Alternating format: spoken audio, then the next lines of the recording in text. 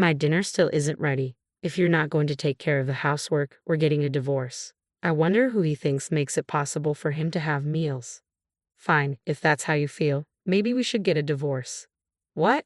I've had enough of this marriage and want to leave this house. Can you help me? Why should I? We're no longer connected, right? I'm Karen, a 34-year-old office worker. It's been a year since I married Shane.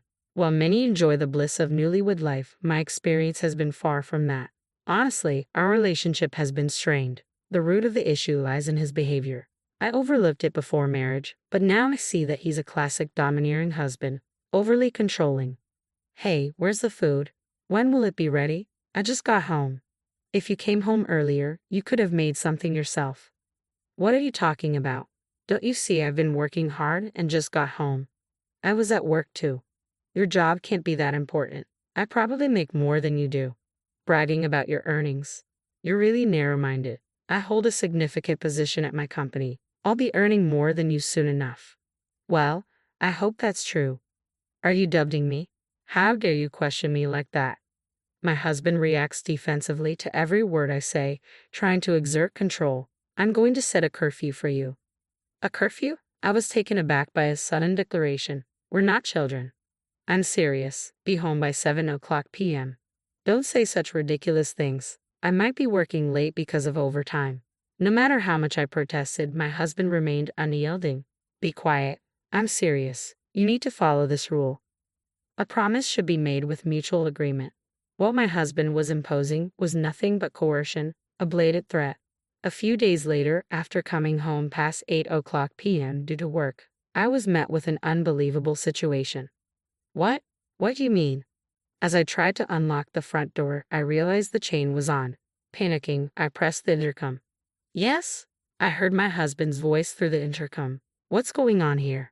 What do you mean? We agreed on a curfew of 7 p.m., didn't we? Huh? You were serious about that? Of course I was serious. I told him that while he speaks with such confidence, his behavior is just childish. I really want him to stop. Stop the nonsense and just open the door. No way. You always get so full of yourself. Full of myself? What are you talking about? I'm saying you act so arrogant when you think you have the upper hand. In the end, my husband really refused to let me into the house. I was deeply unsettled by his drastic change, wondering how he could have become so different from the man I once knew. We had first met at a social mixer.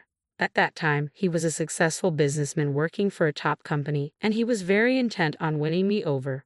With his career and finances stable, I was drawn to his advances. He was always polite and respectful, and that didn't change when we started dating.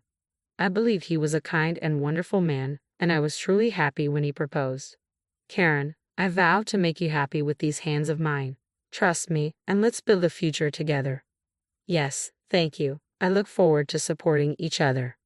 I had believed that marrying him would surely lead to happiness, but once we were married, it was far from what I had imagined. My husband turned out to be selfish, arrogant, and prone to verbal abuse. To make matters worse, about 6 months after our marriage, he abruptly quit his job. You quit your job? Why? That company wasn't worth it. They didn't appreciate my talents. Why should a junior be promoted over me? It's absurd. He left his job on a whim, frustrated by his lack of promotion. It was a shocking turn of events. I had respected him as a confident professional working at a prestigious company, and I had tolerated his verbal abuse as a result. But now, my once elite husband was suddenly unemployed.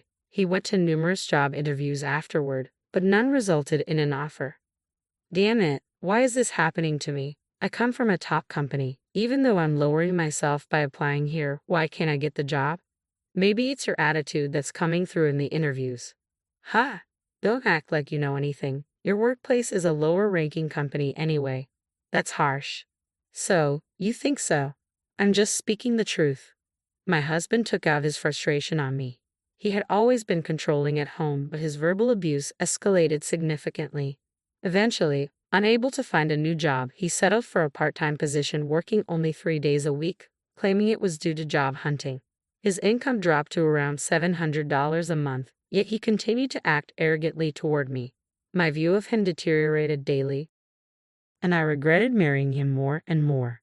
I found myself constantly overwhelmed with household chores and meal preparations while enduring his endless complaints. It felt like dealing with a teenager, and I was left physically and emotionally drained despite everything. I couldn't bring myself to consider divorce even though we had been married for less than a year.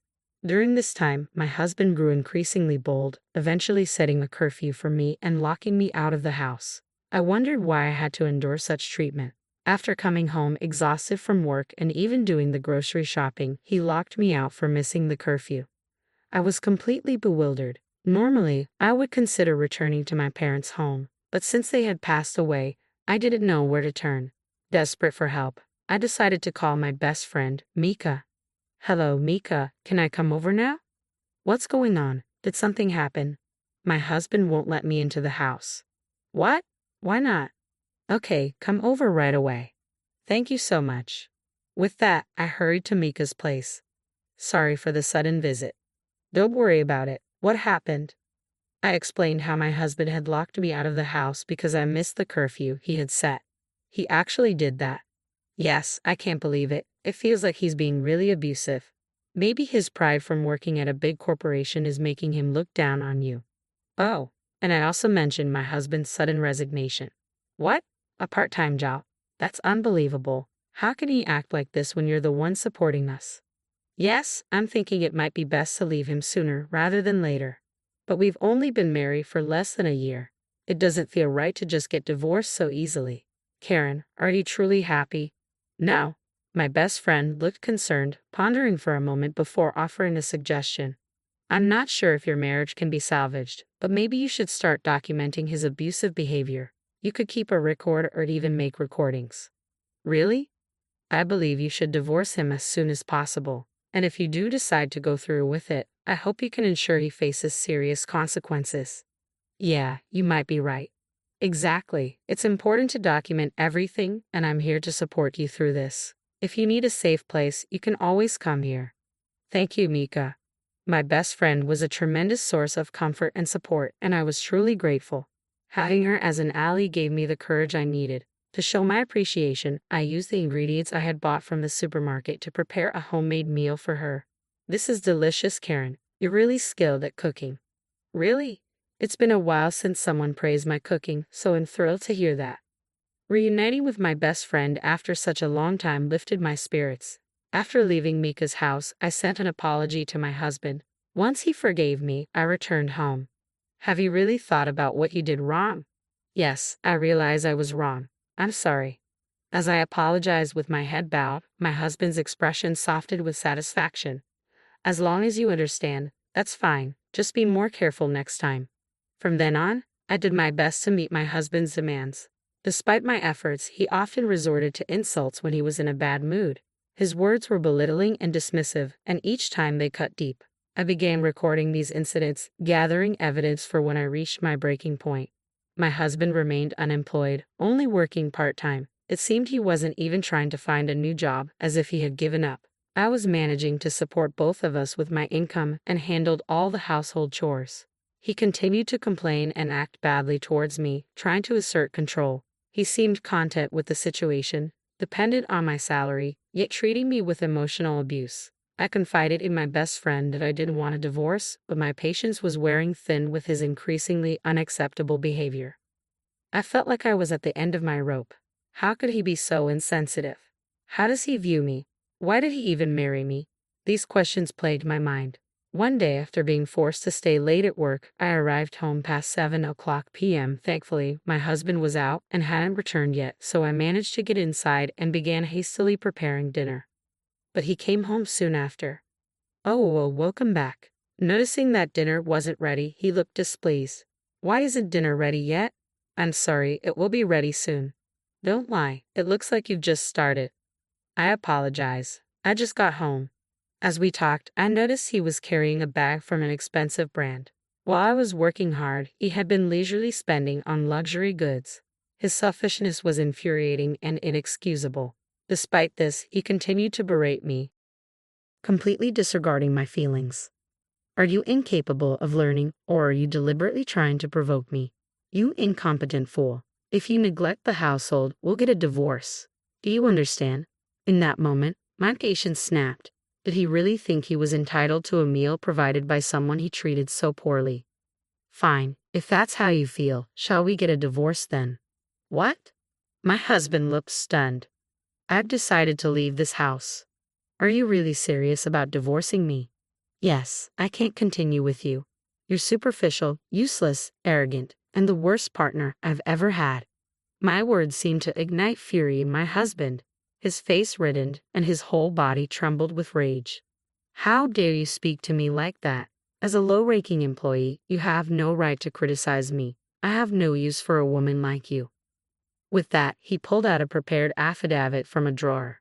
I hadn't realized he had it ready, but it worked to my advantage. I quickly signed the document, gathered my things, and left. Now, I had severed all ties with him. Feeling liberated, I headed to Mika's house, where she greeted me warmly. You've worked hard. Now you're free. Yes, I wouldn't have had the courage to divorce without your support. I'm really grateful. Don't let your guard down. It's not over yet. He needs to face the consequences. Absolutely and thoroughly. I hired a lawyer and filed a lawsuit against my ex-husband for moral harassment. He seemed quite flustered, clearly not expecting a legal battle. Why me? And don't mess around. He erupted in anger. I was relieved to leave the details to my lawyer, avoiding direct confrontation with his outbursts.